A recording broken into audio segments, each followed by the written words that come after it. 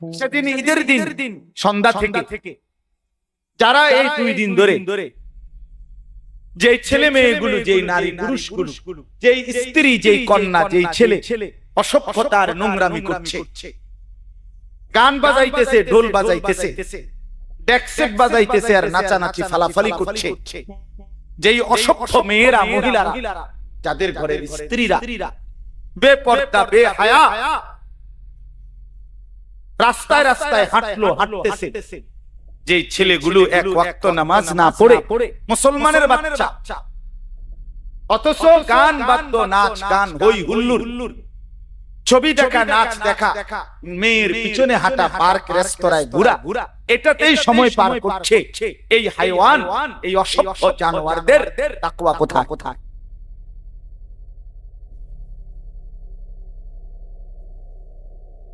এই ঈদুল ফিতর, এই ঈদ রমজানের পরে এই ঈদ, কুরবানির ঈদের সময় ঈদ, এটা কি আপনার বাপের ঈদ? কি আপনার বাপে দিছে না? কথা বলেন না কেন? আপনার দাদাই দিছে না? এটা আপনাকে বংশের না? এটা আপনার নেতা, এটা আপনার দলে, এটা চেয়ারম্যান, এটা এমপি সাহেব, এটা প্রধানমন্ত্রী। তো যার দেওয়া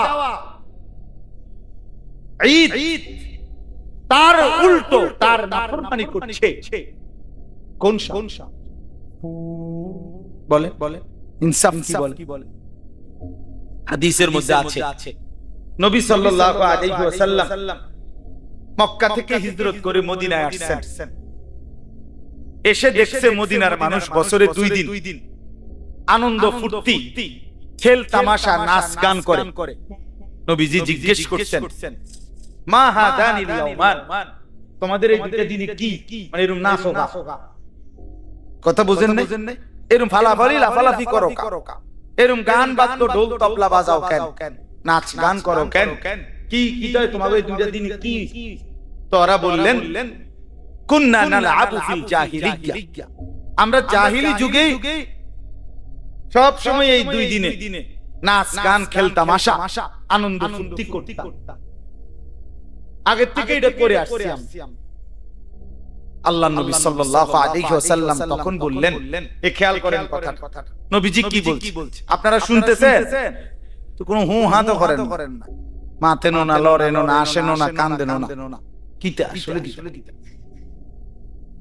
মাশাআল্লাহ, মনোযোগ দিছে, এটা উত্তর পাওয়া গেছে। আল্লাহ তাআলা তৌফিক দান। তো বললাম, নবীজি সাল্লাল্লাহু আলাইহি ওয়াসাল্লাম তখন বললেন, ইন্নাল্লাহা কাদ আবদালাকুম বিহিমা খায়রাম মিন ইয়াউমাল আযহা ওয়া ইয়াউমাল ফিতর, নিশ্চয়ই আল্লাহ তোমাদের এই 2 দিনের পরিবর্তন করে দিয়েছেন তার চাইতে উত্তম 2টি দিনের মাধ্যমে। সেই 2টি দিন হলো ঈদুল আযহা এবং ঈদুল ফিতর। একটা হলো কুরবানির ঈদ, একটা হলো ঈদুল আযহা। তাহলে এখানে 2টা কথা আবারও খেয়াল করেন। 1 নাম্বার হলো এই 2টা দিন আমাদের জন্য দিয়েছেন কে? ইন্নাল্লাহ, নিশ্চয় আল্লাহ। নবীজি বলছে, এটা তোমার বাপেও না, তোমার দাদারও না, তোমার বংশেরও না, তোমার নেতারও না, তোমার দলেরও না। 2 নম্বর কথা হলো নবীজি বলেন, আবদালাকুম, পরিবর্তন করে দিয়েছেন আল্লাহ। তার মানে তোমাদের তামাশা, তোমাদের খেলাধুলা, তোমাদের ফুর্তি, তোমাদের নাচ গান, তোমাদের এই অসভ্যতা, এই হারাম, এই গুনাহটাকে বদলাইয়া দিয়েছেন, দিয়া উত্তম 2টা দিন ইবাদত আমলের জন্য, আল্লাহর সন্তুষ্টি কামনার জন্য দিয়েছে। তাহলে যদি ঈদের আনন্দ মানেই হয় ডেকসেট, গান বাদ্য, নাচ গান, ফুর্তি, এই নারী পুরুষ ছেলে মেয়ের এই মাতামাতি, অবাধ অসভ্যতা, এটাই যদি এটার অর্থ হয়, তো এটা বদলাইছে কি? তার বদলানোর দরকার কি? এটা আসিল। কথা বুঝেন নাই আপনি? ওরা তো এটা করতেই আসিল 2 দিন, তো আবার বদলানোর কি হইছে? তো নবী আবার এটা কি কইলেন যে আল্লাহ তোমাদের 2টা দিন বদলাইয়া তাতে উত্তম 2টা দিন, এটা কোন দরকার আছিল? এখন ঈদ মানে যদি আমাদের ছেলে মেয়েরা নাচবে, গাইবে, ডেকসেট বাজাবে, আর বেপরদা বেহায়ার অসভ্যতা করবে, এটাই যদি হয় অর্থ, তো বদলাবে কি? পরিবর্তনের কি দরকার হলো? এবার বলেন আফসোসের ব্যাপার।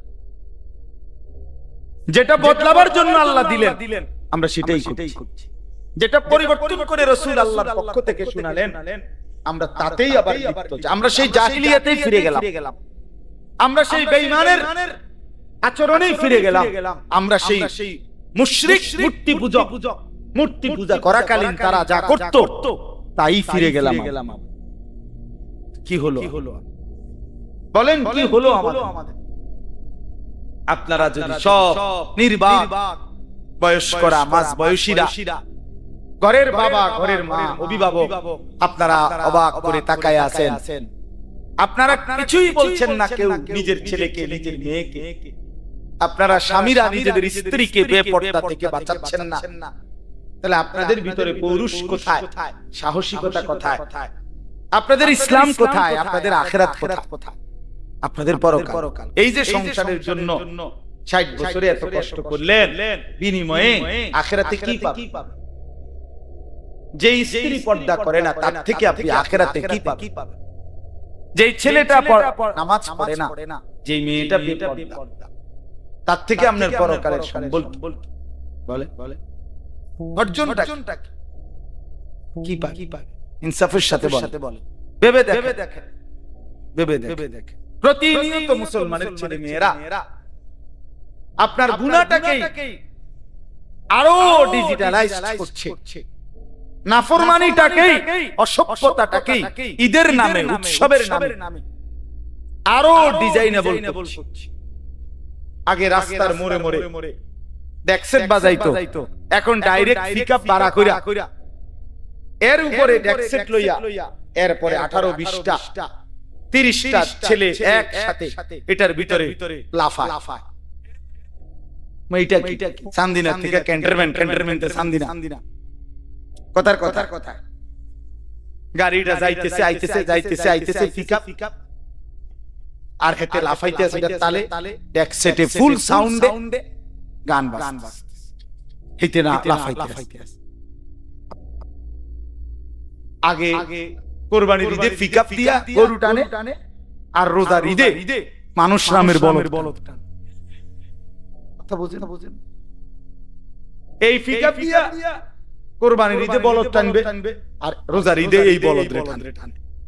আজ থেকে 1 বছর আগে, মানে গত বছরের আগের বছর, বশির কোন বছরে? গত বছর আগের বছরে সফওয়ানের আমি কইছি না, গত বছরের আগের বছর, হ্যাঁ গত বছরের আগের বছর আমি এরকম রোজার ঈদের নামাজ পড়াইয়া আসতেছিলাম আমার গাড়িতে করে বাসার দিকে। তা আমার সাথে আমার ছোট ছেলে, আমার দোনো ছেলেই ছিল গাড়ি, আমার সাথে নামাজ পড়ছে। তা আমার ছোট ছেলে সফওয়ান, তার তখন 6 বছরের মতো হবে বয়স। তো সে গাড়িতে বসা, হঠাৎ আপনার এই হঠাৎ দেখছে যে এই পিকআপের মধ্যে কইরা এই ডেক্সেট ঈদের দিন এরকম অনেক ছেলে এরকম লাফাইতে আছে আর গান বাজতেছে। এত ছোট মানুষ আমার ফুতে কইতেছে, বাবু এটা কি এরকম করে কাম? হেতে হঠাৎ অবাক হয়ে গেছে, এরকম করতেছে কেন? এই এরাই এরকম লাফাইতেছে, হেতে বুঝছে না বিষয়টা কি। পরে আমি বললাম তারে, আব্বু তারারে আজকে সকালে কুত্তা কামড়াইছে। হ্যাঁ আমার এই বয়ান আছে, গত বছরের আগের বয়ানটা এখনো নেটে আছে। তারারে মূলত আজকে সকালবেলা কুত্তায় কামড়াইছে গুলারে। আর কুত্তার কামড়ে এখন সকালবেলা আজকে ঈদের দিন সমস্ত ডাক্তার ছুটিতে আছে, ফার্মেসিটিও বন্ধ, ওষুধ পাচ্ছে না, ডাক্তারও পাচ্ছে না, এইজন্য কুত্তার কামড়ে লাফাইতে আছে।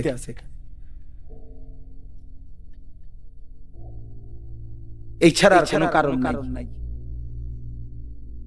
এই মানুষরূপী জানোয়ার সে তার মুসলমানের পরিচয় ভুলে গেছে, সে তার ধর্মের পরিচয় ভুলে গেছে। অথচ ঈদ তোর বাপে দেয় নাই, তোর আল্লাহ দিছিল। ঈদ তোর নেতায় দেয় নাই বেটা, ঈদ তোর আল্লাহ দিছিল। তোর যদি আনন্দই করতে মন চায় তুই যদি নাচতেই চাস, গাইতেই চাস, তুই যদি গান বাদ্য ঢোল বাজাইতেই চাও, নারী নিয়ে ফুর্তি করতে চাও, তুমি হাইওয়ান। খোদার ঈদের দিন করো কেন? তুমি আলগা দিন বানায় লও, তোমার নাচনের আলাদা দিন বানাও। কথা বলেন না কেন? তুমি আলাদা দিবস বানায় নাও। তুমি আল্লাহর দেওয়া নিয়ামত, আল্লাহর দেওয়া দিন, ঈদ আল্লাহ দিয়েছেন, রাসূলুল্লাহর জবান দিয়ে উচ্চারিত হইছে, ইন্না লিকুল্লি কওমিন ঈদান ওয়া ইন্না হাযা ঈদুনা। নবী বলছেন প্রত্যেক জাতির নির্দিষ্ট ভিন্ন ভিন্ন খুশির দিন আছে, আর এটা এই রোজার শাওয়ালের প্রথম দিন, জিলহজের 10ম তারিখ। নবী বলেছেন এটা আমাদেরই, এটা আমাদেরই। তাহলে নবীজি বললেন এটা আমাদেরই, নবীজি বললেন এটা আল্লাহ দিয়েছেন, ইন্নাল্লাহা কাদ আবদালাকুম, আল্লাহ পরিবর্তন করে দিয়েছেন। তাহলে যেটা আল্লাহর দেওয়া, যেটা রাসূলের দেওয়া, যেটা নবীজির বলা, সেইখানে আমরা নাফরমানি করা, আমাদের মেয়েরা বেপরদা চলবে, রাস্তায় রাস্তায় হাঁটবে, আমাদের স্ত্রীরা বেপরদা চলবে, আমাদের ছেলেরা এক ওয়াক্ত নামাজ পড়বে না, নাচবে গাইবে।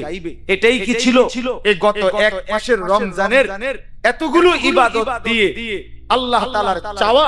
এটাই ছিল না। একটা ওষুধ 30 দিন খাওয়ার পরে 6টা ওষুধ, প্রতিদিন 6টা করে ওষুধ 30 দিন খাওয়ার পরে এটার মেয়াদ, এটার সুস্থতা, এটার টেম্পার, এটা কি 12 ঘন্টা 24 ঘন্টাও থাকে না? আপনি বলেন 30 দিন পরে ঈদের চাঁদ উঠলো, তাহলে সন্ধ্যা 6টা বাজে যদি চাঁদ ওঠে, পরের দিন ঈদের দিন সন্ধ্যা পর্যন্ত 6টা পর্যন্ত তো 24 ঘন্টা, ঠিক কি না বলেন? এই 24 ঘন্টাও বুঝি তোমার 30 দিনের রোজা, 30 দিনের তারাবি, 30 দিনের ইফতার, 30 দিনের সাহারি, তোমার 10 দিনের ইতিকাফ, সবে কদরের এই দোয়া, কান্নাকাটি, কোনো কিছুর মেয়াদ রইল না, সব ছিঁড়া ফেলাইলা। এই 24 ঘন্টার ব্যবধান, 24 ঘন্টাও বুঝি ওষুধের মেয়াদ থাকে না। কি রোজা রাখি?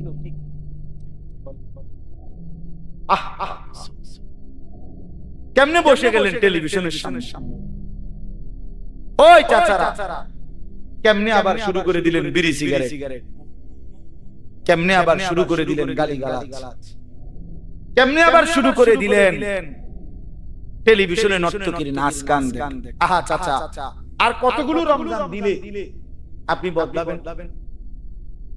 আর কতটা সবে কদর দিলে আপনি বদলাবেন?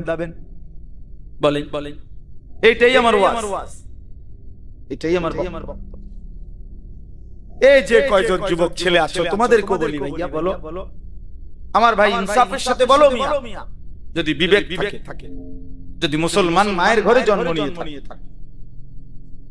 তো বলো মিয়া, এই অসভ্যতার শেষ কথা, এই নাচ গান আর নর্তকী, জিনা ব্যভিচারের দৃশ্য দেখা, আর আমাদের এই মা মেয়েদের বেপরদা চলা শেষ কথা, শেষ আসবে হয় আখিরাতে, নয়তো দুনিয়াতেই যেদিন আল্লাহর গজব আসবে, যেদিন বেঈমান কর্তৃক নির্যাতিত হবে, যেদিন কাফের কর্তৃক জুলুমের শিকার হবে, সেদিন চোখের পানিতে জমিন ভাসবে।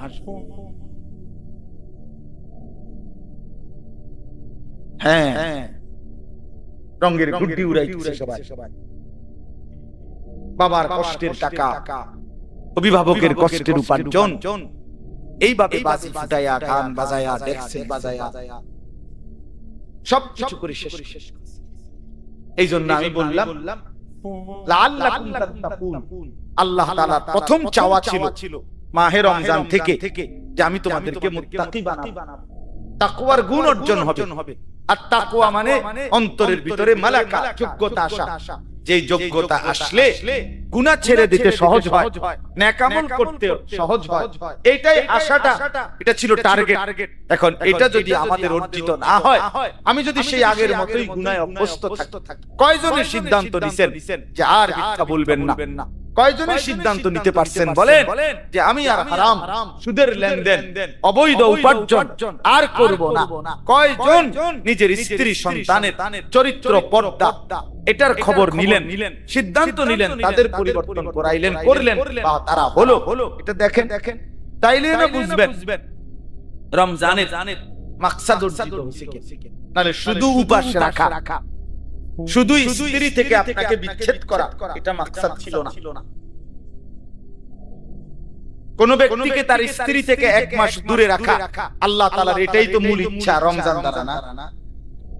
কোন ব্যক্তিকে খাদ্য পানীয় থেকে বিরত রাখা শুধু এটাই মূল উদ্দেশ্য আল্লাহর না, যে না তোরে খানার কষ্ট দিমু, তোরে পানীয়র কষ্ট দেব, তোরে তোর স্ত্রী থেকে দূরে রাখে কষ্ট দেব, মানসিক যন্ত্রণা দেব, এটাই ছিল উদ্দেশ্য। এটা না, এটা তো মাকসাদ ছিল না। হালাল স্ত্রী তো হালাল, হালাল খাদ্য তো হালালি, হালাল পানীয় এটা তো হালালি। আল্লাহ তাআলা বলেন আমি আল্লাহ তাআলা বৈধটুকু নির্দিষ্ট সময় পরিমাণ রমজানে নিষেধ করে আমি চেয়েছিলাম বৈধটুকু নিষেধ করে বৈধ জিনিস এটার থেকে বিরত থেকে অবৈধ যেগুলো সেগুলোর জীবাণু যেন তোমার থেকে চলে যায়, এটা ছিল।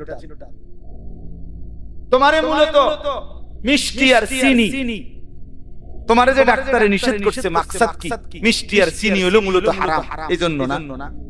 না না না, এটা তো বৈধ খাওয়া, কিন্তু আপনার শরীরে যে ডায়াবেটিসের জীবাণু আছে, আপনার শরীরে যে রোগের জীবাণু আছে, ওইটার থেকে আপনাকে সরানোর জন্য, বাঁচানোর জন্য বৈধ মিষ্টি, বৈধ চিনি এটা আপনারা নিষেধ করছে, যেন আপনার থেকে ওই রোগের জীবাণু কি করা যায়, সরানো। আপনারে গরুর গোশত খাইতে, আপনারে চিংড়ি মাছ খাইতে, পুঁই শাক খাইতে নিষেধ করছে, আপনার শরীরে চুলকানি বেশি, অ্যালার্জি বেশি, এই জন্য তাহলে অ্যালার্জির জীবাণু, চুলকানি, এটা আপনার থেকে সরানোর জন্য এগুলো হালাল। গরুর গোশত খাওয়া হালাল না হারাম? চিংড়ি মাছ হালাল না হারাম? পুঁই শাক হালাল না হারাম? তো এটা তো হালাল ছিল। হালালটা নিষেধ করে দিয়েছে ডাক্তার। মূল উদ্দেশ্য কি? এগুলোর থেকে আপনাকে বাঁচানো, ফিরানো? না না, মূল উদ্দেশ্য হলো আপনার থেকে রোগের জীবাণু সরানো। তো মূল আল্লাহ তাআলা তো রমজান দ্বারা চেয়েছিলেন এটা, উদ্দেশ্য তো ছিল বান্দা খাদ্য পানীয়, স্ত্রী, এটা তো হালাল ছিল, আমি সেটাই নিষেধ করছি যেন সুদের হারাম, ঘুষের হারাম, জিনার হারাম, ব্যভিচারের হারাম, গালিগালাজের হারাম, চুরি ডাকাতির হারাম, মদ জুয়া নেশার হারাম, এগুলো যেন তোমার থেকে সরে, অবৈধ উপার্জনের হারাম, বেপরদা জিন্দেগীর হারাম, নাচ গান আর আল্লাহর নাফরমানির যেই হারাম, ওই জীবাণুগুলো যেন তোমার থেকে সরে যায়, এই জন্য চেয়েছিলাম। কিন্তু হলো কই? হলোটা কোথায় বাপ? নতুন করে আবার যারা গুনাহ শুরু করে দিবেন পূর্ণতমে, আপনাদের তাকওয়া কোথায়? আপনাদের ফায়দা কোথায়? উপকার কোথায়? এটাই আমার কথা। এটা ভাইবা দেখে আপনারা যদি কেউ গুরুত্ব নাও দেন, আমার বাপ জিন্দেগি শেষ হয়েই যাবে। হ্যাঁ, তামসার জিন্দেগিও শেষ হয়, আবার মেহনতের জিন্দেগিও শেষ হয়। যে ঘুমায় থাকে তার জন্য, যে দুপুরে ঘুমাইছে তার জন্য নির্দিষ্ট সময় পরে বিকাল হয়ে যায়, যে পরিশ্রম করতেছে তার জন্য নির্দিষ্ট সময়ই বিকাল হয়ে যায়, প্রতিটা রাত ভোর হয়ে যায়। তাহাজ্জুদের মুসল্লায় যে রাত কাটায় তারও ভোর হয়, মদের আড্ডায় যে রাত কাটায় তারও ভোর হয়, জেলখানার রাতও ভোর হয়, বাসর রাতও ভোর হয়। ভোর হয় কিনা? সময় থেমে থাকে না, জিন্দেগি থেমে যায় না। পাটপার, সিটার, কাফের, বেঈমান, অসভ্য জানোয়ার, হারাম নাফরমান, তার হায়াতও শেষ হচ্ছে।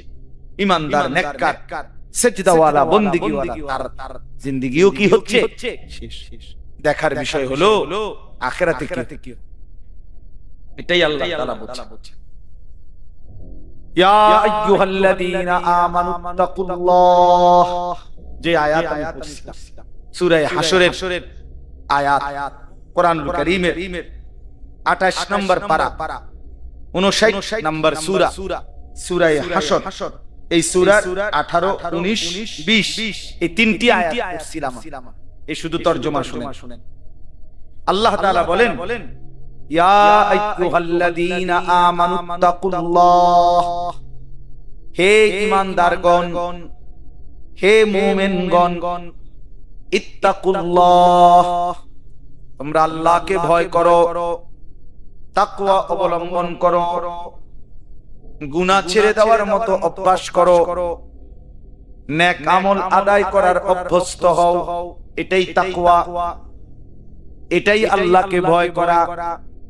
যে আল্লাহকে ভয় করে সে গুনাহ করে না, যে আল্লাহকে ভয় করে সে মালিকের গোলামি ছাড়ে না, তার নামাজ ছুটে না, সে হারাম রোজগার করে না। এটাই তাকওয়া। আল্লাহ তাআলা বলেন, আমি এটাই চাই বান্দা। ইয়া আইয়ুহাল্লাযীনা আমানুত্তাকুল্লাহ, হে মুমিন ঈমানদার, আল্লাহকে ভয় করো, তাকওয়া অবলম্বন করো। কোরআনুল কারীমে রব্বুল আলামিন এই শব্দ বারবার বলেছেন, একবার দুইবার না, বারবার।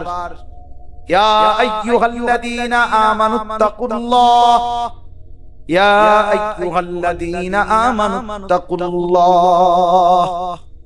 মুমিন আল্লাহকে ভয় করো, তুমি ঈমানদার, তোমার পরিচয় মুসলমান, তুমি মুসলমানের ঘরে জন্ম নিয়েছো, তুমি মুমিন,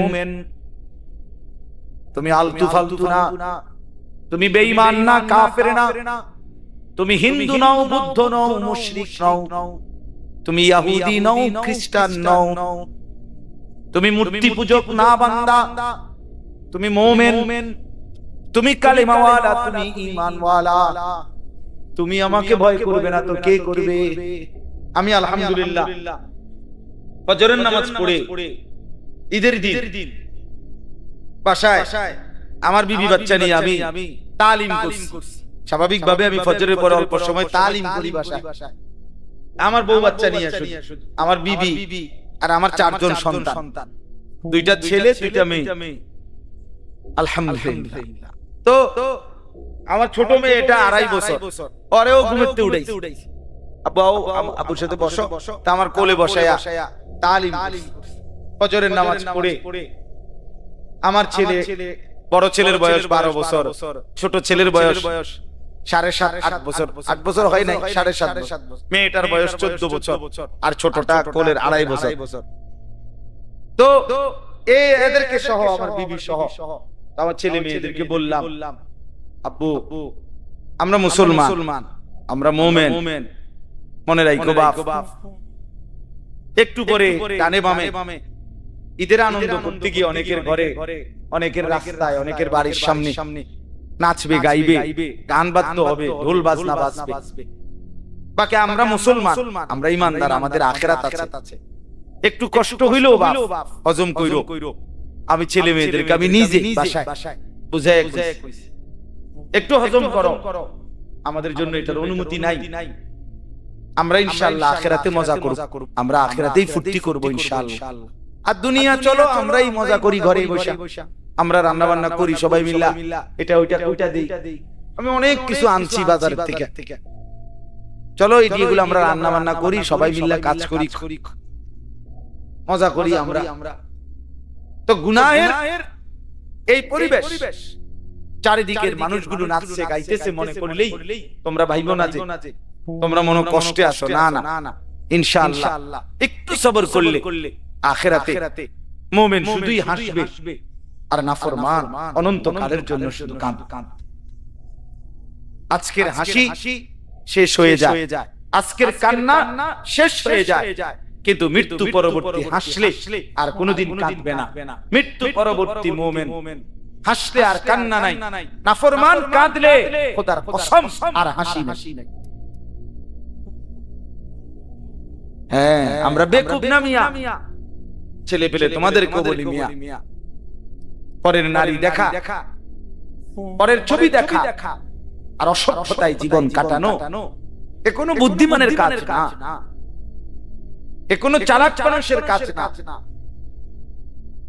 জিন্দেগীর সমস্ত ফিকির, হারাম রোজগার, অবৈধ উপার্জন করে তুমি যে সংসার চালাচ্ছ, আরে বেওকুফ, এই সন্তান তোমার মৃত্যুর পরে তুমি দুনিয়া থাকতেও এরা তোমার 2 পয়সার মনে রাখবে। 2 পয়সা। বাপ বিদেশ, বাপের কষ্টের রক্ত পানি করা টাকা 2 পয়সার মূল্য দেয় না বউ বাচ্চা। এত কষ্টের মেহনতের টাকা, আর এরা এখানে 2 হাতে ফালতু কাজে মোবাইলের এমবি ঢুকাইয়া এরপরে ফালতু কাপড় চোপড় গহনা কিনা বেচারা বিদেশের এই কষ্টের টাকা সব শেষ করে দেয়। তো দুনিয়াতেই তো কোনো কদর করে। আমি তো এইবারও উমরার সফরে সৌদি আরব মক্কায়, এইবারও আমি প্রবাসীদের রোমে গেছি, বয়ান করছি প্রবাসীদের জন্য আলাদা তাগর রোমে বইয়া 12 জন 14 জন 20 জন 30 জন কত যুবক দেখলাম। আহা কি কষ্ট করে, কি কষ্ট। এক রুমে 16 জন থাকে, 12 জন থাকে, কোন রকম একদিকে দেখছি জ্বর উঠছে, নিচে ফ্লোরে আপনার একটা চাদর বিছানো, এটার মধ্যে শুয়ে রইছে, কেউ নাই, কে কার খবর, সবাই তো ডিউটি, 12 ঘন্টা 16 ঘন্টা 14 ঘন্টা ডিউটি। এই কসবা বাড়ি ব্রাহ্মণবাড়িয়ার ওইদিকে এক ছেলে আমারে এইবারও জড়ায় ধরে এমন কান্দা, কইতেছে হুজুর আজকে 8 বছর হয় আমি আসছি বিদেশ। হুজুর আল্লাহর সাক্ষী রেখে বলি, 8 বছরে কোনোদিন একটা রোগের জন্য কোনোদিন একজন ডাক্তার দেখাই নাই, একটা ভালো কোনো ওষুধ কোনোদিন খাই নাই, একটা নাফা হয়তো ব্যথা বেদনার একটা ট্যাবলেট নিজে কিনা খাইয়া লাইছি। কোনোদিন ডাক্তার দেখাই নাই, কারণ ওই ডাক্তার দেখাইলে ওষুধ নিলেই কমপক্ষে 15,000 টাকা 20,000 টাকা শেষ হয়ে যাবে। এই টাকাগুলো জমায়া বাড়িতে পাঠাই। সে নিজে বলছে আমার সুখ কি জিনিস, আনন্দ কাকে বলে, বিদেশে থাইকা আজকে গত 8 বছরে কোনোদিন আমি দেখি নাই, কেউ দেখছি কিনা। এই হলো সুখের এই কষ্টের টাকা, আমার ব্যথাটা স্থিরতা, সেই টাকা এই মহিলাটা কিভাবে উড়ে, সেই টাকাটা এই জানোয়ার ছেলে ঘন্টার পর ঘন্টা মোবাইলে উলঙ্গ ছবি দেখে তার বাবার এই রক্ত পানি করা টাকাটা শেষ করে। কি করলি বাপ, কামটা করলি। এই জন্য বললাম আল্লাহ তাআলা বললেন, ইয়া আইয়ুহাল্লাযীনা আমানুত্তাকুল্লাহ, হে মুমিন আল্লাহকে ভয় করো, গুনাহ বর্জন করো, নেক আমলে অভ্যস্ত হও। যদি বলি রব্বুল আলামিন, গুনাহ বর্জন করবার মতো শক্তি তো দরকার আমার তো নাই, নেক আমলে অভ্যস্ত হওয়ার শক্তি নাই।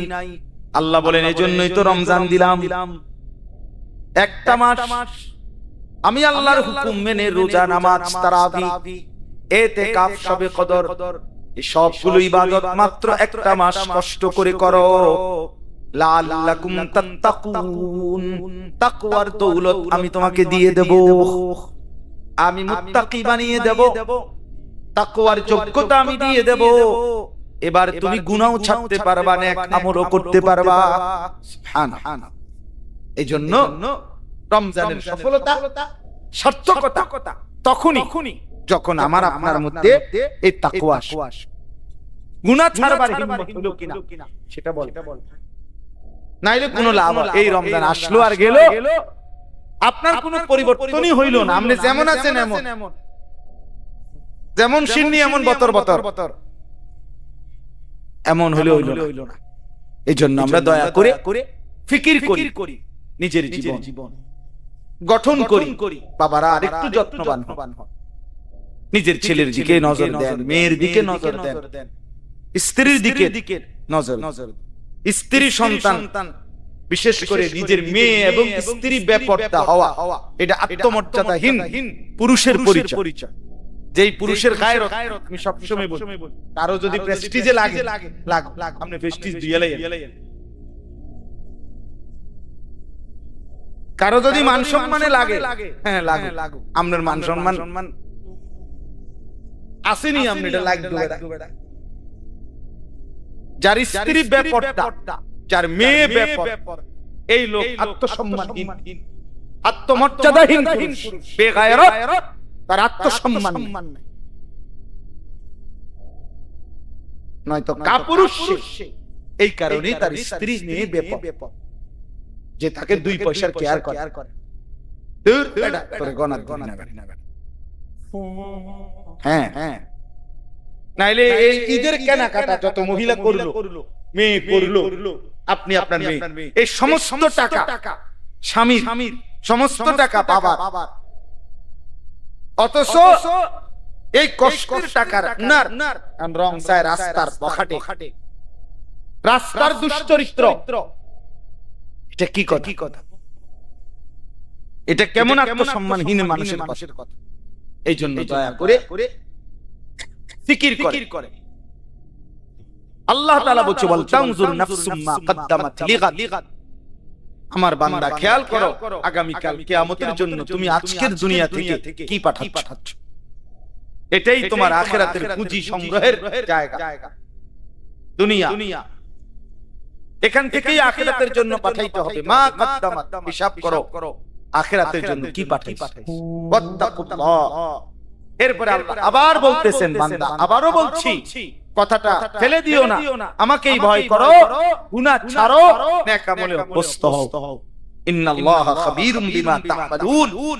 এরপরে আল্লাহ বলেন, শোনো বান্দা ঈমানদার, তোমাকে বলছি আমি কিন্তু তোমরা যা করছো তার পূর্ণ খবর রাখছি।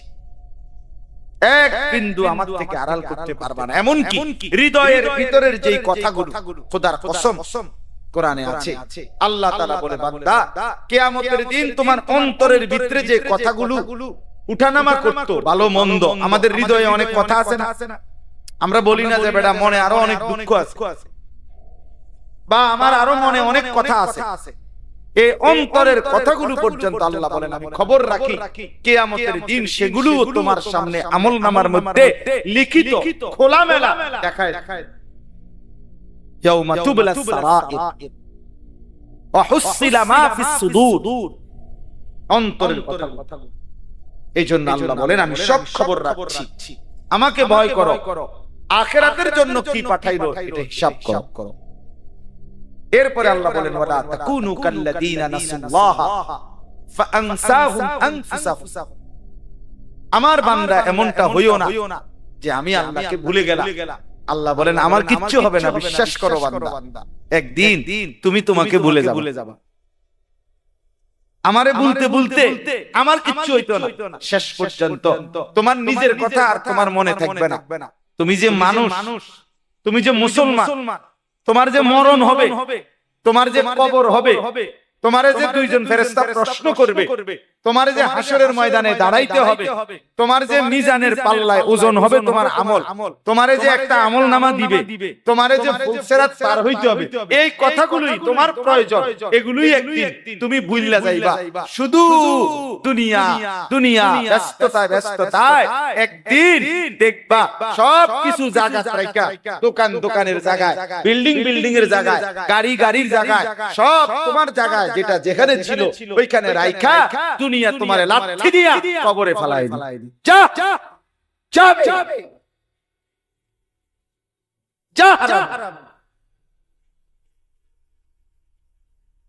তুই জানোস না আমি তোর বাপ দাদা 14 গোষ্ঠী কাউরে থাকতে দেই নাই, তুই এর শুরু করলি কে বেটা? হ্যাঁ, তুই যে মনে হয় দুনিয়া সব খাইয়া লাইবি, এটা ঘটনা কিতা? তুই কারো মৃত্যু দেখো নাই? তুমি কোন কবরস্থানে যাও নাই কোনদিন? তুমি কোন লাশের জানাজা পড়ো নাই? যে মানুষটা তোমার সামনে লাশ, সে কি একদিন হাত নাড়াইতো না? কথা বলে না। তার চক্ষু খোলা ছিল না কোনদিন? সে কি একদিন দৌড়ঝাঁপ করে নাই দুনিয়ায়? সে এখন নড়ে চলে না কেন? সে হাসে না কেন? আর হাত নড়ে না কেন? দয়া করে বুঝতে শিখে। আল্লাহ বলে, জন্য এই পরিমাণ আমাকে ভুলে যেও না, আমারে ভুলে গেলে একদিন তুমি তোমাকে ভুলে যাবে। নিজের ভালোটাই মনে থাকবে। উলাইকা হুমুল ফাসিকুন। আল্লাহ বলেন এমন যারা নিজেকে নিজে ভুলে যায়, আখিরাত ভুলে যায়, তারা ফাসিক, তারা প্রকাশ্য পাপী। ফাসিক বলে প্রকাশ্য পাপী। কি পাপী? প্রকাশ্য পাপী। এরপরে আল্লাহ বলেন লা ইয়াস্তাবি আসহাবুন নারি ওয়া আসহাবুল জান্নাহ। শুনে নাও বান্দা, জাহান্নামবাসী আর জান্নাতবাসী কখনোই সমান হতে পারে না। হাসরের ময়দানে গেলে দেখবা ফারিকুন ফিল জান্নাহ ওয়া ফারিকুন ফিস সাঈর। একদল জান্নাতি আর একদল জাহান্নামী। কেউ হাসবে চিরহাসি, কেউ কাঁদবে চিরকান্না। ফাআম্মা মান উতিয়া কিতাবাহু বিয়ামিনিহি ফায়াকুলু হাউম ইকরাউ কিতাবিয়া। আল্লাহ বলে যার আমলনামা ডান হাতে দেয়া হবে, সে হাসরবাসীকে চিৎকার করে বলবে, হাসরবাসী দেখো, ইকরাউ কিতাবিয়া, আমার আমলনামায় দেখো, আমার নামের সাথে জান্নাতি লেখা হয়ে গেছে। ইন্নী যানানতু আন্নী মুলাকিন হিসাবিয়া। ডান হাতে আমলনামা যার হবে, সে বলবে, বন্ধু আমি দুনিয়ায় থাকতে বিশ্বাস করতাম এমন একটা হাসরের দিন হবে, এমন একটা হিসাবের দিন হবে, যার ফলে আমি বাজারও করেছি, নামাজও পড়েছি, যার ফলে আমি উপার্জনও করেছি, হালালও খেয়েছি, যার ফলে আমি সংসারও করেছি, আখিরাতের পথ ধরেছি, যার ফলে আমি সন্তানের খরচও করেছি, আল্লাহর রাস্তায় দান সদকাও করেছি, কারণ আমি জানতাম এখানেই শেষ না।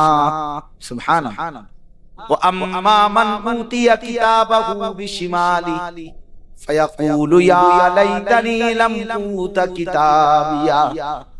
এরপরে আল্লাহ বলেন যার আমলনামা তার বাম হাতে দেয়া হবে, সে একটা চিৎকার করে বলবে, হায় আফসোস, যদি আমার আমলনামা আমার হাতে না দিত। ওয়ালাম আদরি মা হিসাবিয়া, আমি যদি আমার হিসাব না দেখতাম।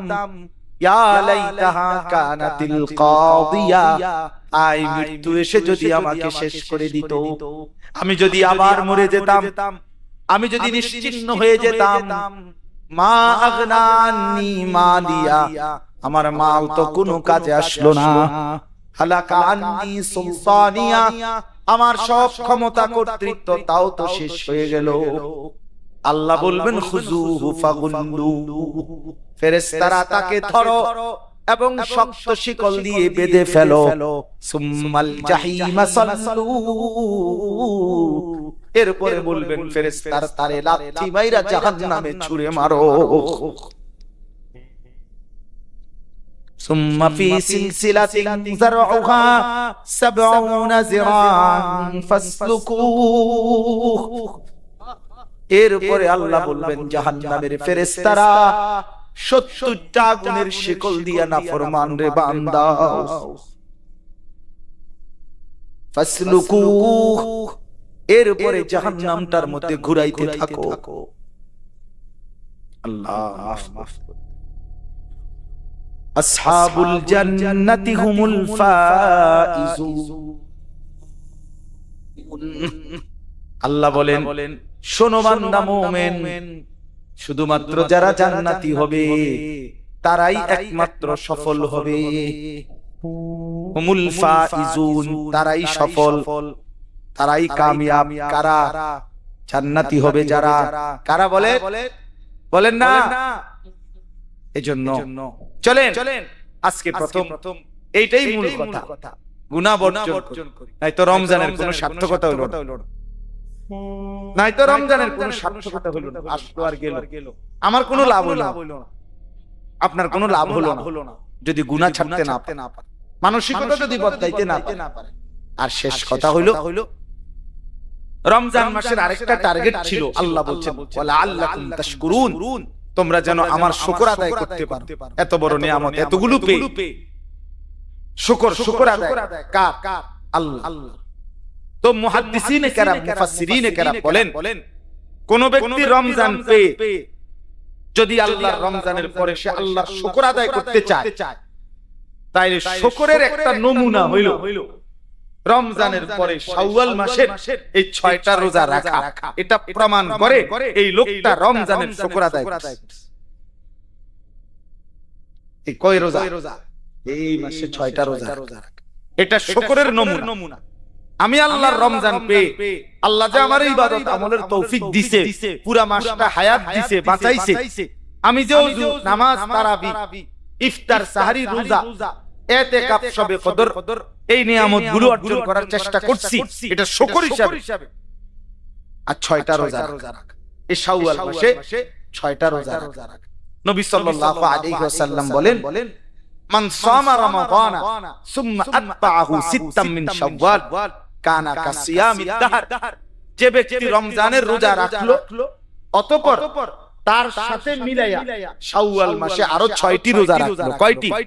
সে যেন পূর্ণ 1 বছরের রোজার সওয়াব পেয়ে গেল। কিভাবে পাইলো? নবীজি আরেক হাদিসে এটার ব্যাখ্যা করে দিয়েছে। একটি আমল, নেক আমল, ফেরেশতার ডান কাঁধে কমপক্ষে 10 লেখা হয়। 10-এর নিচে কোনো নেকি নেই। 10-এর নিচে এই ডান কাঁধের ফেরেশতার যে নেকি লেখে, যে খাতা, এটার মধ্যে 1 2 3 4 5 6 7 8 9 এই পর্যন্ত সংখ্যা নাই। এনে টোটালিটা নাই। উনি শুরুই করে 10-এর থেকে। বুঝেন নাই কথা? ডান কাঁধের ফেরেশতা শুরু করে কত থেকে? 10-এর থেকে শুরু। এটা পারে 10 70 হয়, 70 7000 হয়, 7000 70000 হয়, 70000 7 লক্ষ হয়, 7 লক্ষ 70 লক্ষ হয়, 70 লক্ষ 70000 লক্ষ হয়, 70000 লক্ষ 7 কোটি হয়, 7 কোটি 70 কোটি হয়, 70 কোটি 70000 কোটি। এরপরে কোন বেলায় আইসা আল্লাহ ডাইরেক্ট ফেরেশতারে বলে, তুমি লেখো না, আমি লেখো। আমি শুরু হয় কত থেকে? 10। একটি নেক আমল কমপক্ষে 10। তাহলে 1 মাস রমজানে কেউ যদি রোজা রাখে, এটারে যদি 10 ধরেন, তাহলে 10 মাস, কমপক্ষে 10 মাসের নেকি। তাহলে 1 মাসে কয় মাস হইলো? কথা কয় না, 10 মাস। আর 6টা রোজা যদি কেউ রাখে, তাহলে একটা রোজা 10টা রোজা, তাহলে 6টা রোজা কয়টা? 60টা। 60টায় কয় মাস? তো হইল কয় মাস? খালাস। 1 মাসে কয় মাস? 10 মাস। রমজানের 1 মাসে কয় মাস? আর 6টা রোজায় 60, তো 60 দিনে কয় মাস? 2 মাস। তাহলে 10 আর 2 12 মাস। এই জন্য এই 6টা রোজা রাখার ইনশাআল্লাহ চেষ্টা করব। বলেন ইনশাআল্লাহ।